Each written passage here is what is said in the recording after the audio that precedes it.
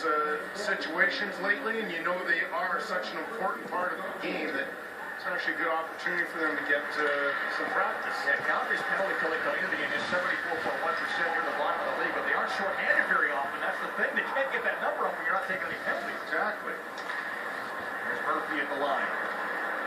Lays it across and gets the return pass. Drops it off. Again, Murphy. Back to Terry. On the right side. Skinner. Lays it back to Terry. Fires it across to Murphy. Trying to get it up on Kitten. Intercepted by Colborne. He's able to fire the puck down the ice. Terry's pretty good on the power play. Watch Winnipeg game, and he has a real good sense of the game.